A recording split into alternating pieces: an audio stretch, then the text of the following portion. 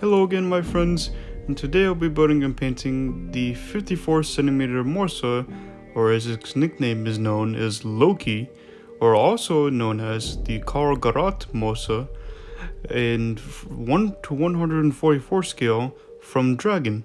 And I must say that this kit is very nicely detailed for the price that you get it for. But one unfortunate flaw from this kit is that it came with no instructions for the photo etch that you see there. And I have some experience with their artillery cannon, and it does come with photo etch, but for some reason, just not in this kit. But it does have pretty straightforward instructions and a color scheme. But as you can see here, this thing was massive, and especially with the shells that went up to 2,000 kilograms and could fire over very long range distances, and mainly used on the Eastern Front. Now I can begin putting together the parts with my Tamiya liquid cement, as some parts actually do sort of snap fit together, which is very convenient.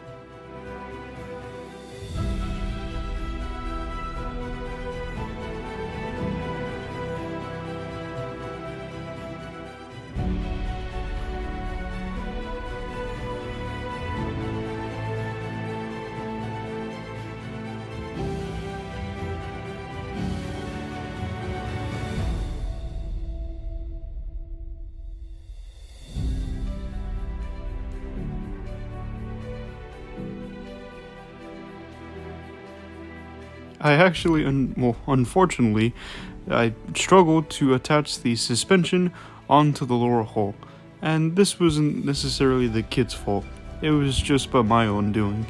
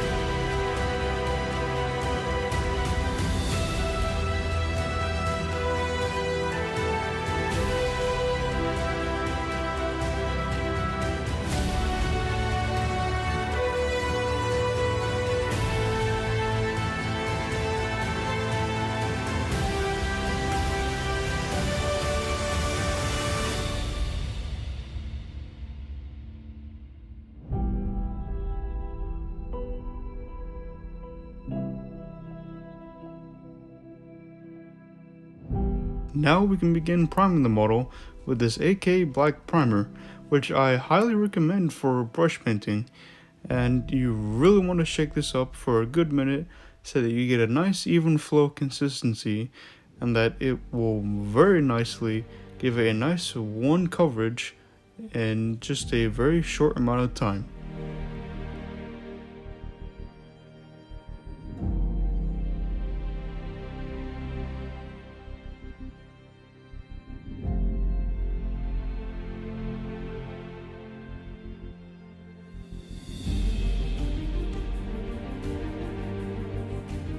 Now let's mix together dark yellow and white so that we get a nice light base color, since this is a very small scale. But funny enough, I actually go back on this decision, as you may see later on, by just using the paint straight out of the bottle of dark yellow. But it's still entirely up to you if you want your base coat to be a lighter or maybe a slightly darker version of the paint.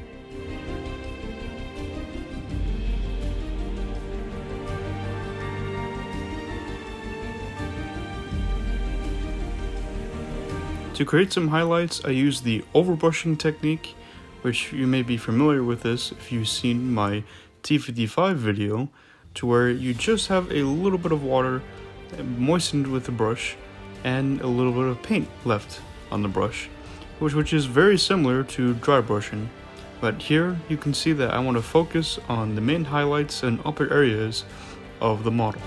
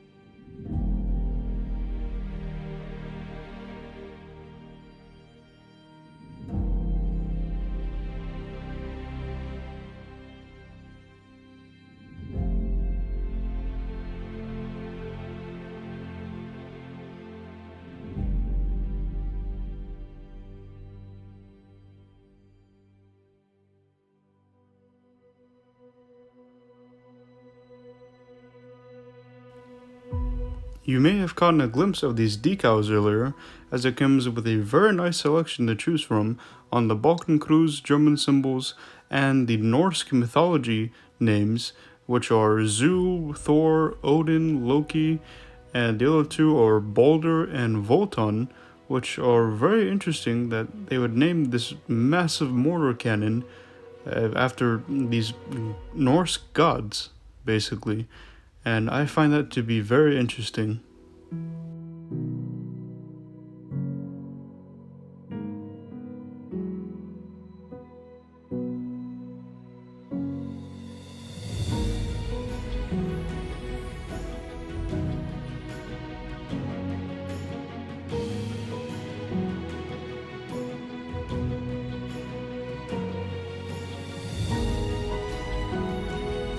And then I create my you may know me by now, my very well known adjustable acrylic Tamiya wash, which allows me to remove it after when dry, just with a cotton bud and water. And here it's just mixed with water and a soap from a hand pump. And it's very useful and effective for just bringing out those little details.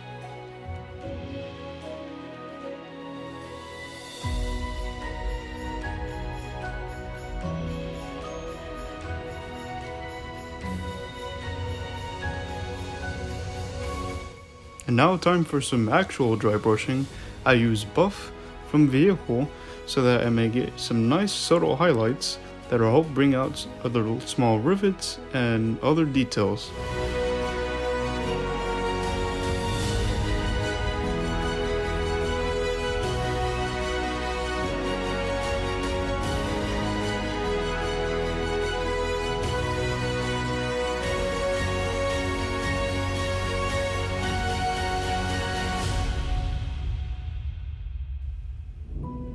Now I can begin painting the tiny little crew with these three paints: the German Field Grey, World War II, German Grey, and just the basic skin tone. It's very simple and very easy, as you just apply these base coats, a wash, and then eventually bring out some of the details with a highlight, which you will see I use ivory, which is almost an off-white color.